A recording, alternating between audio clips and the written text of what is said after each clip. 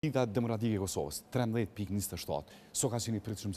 si rezultat? Pa dyshim, pas zgjedhjeve të vitit 2021, kjo është rezultati më i dobët për LDK-n,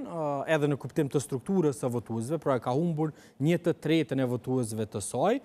edhe pse ajo çfarë vlen përmendet është pjesërisht një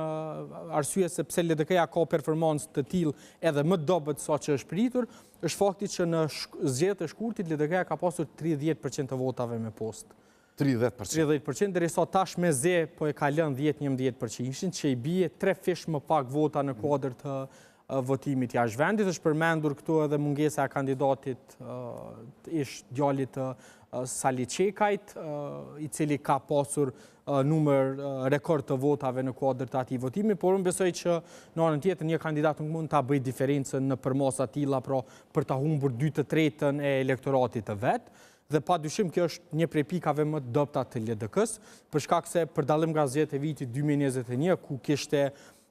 faktor tani më presidenti Osmani, e cila u nda dhe shkoi në lëvizjen vendosje, ta humbasësh 1/3 e elektoratit për një periudhë 10 mujore, ku pretendon që je duke konsoliduar, është padyshim humbje,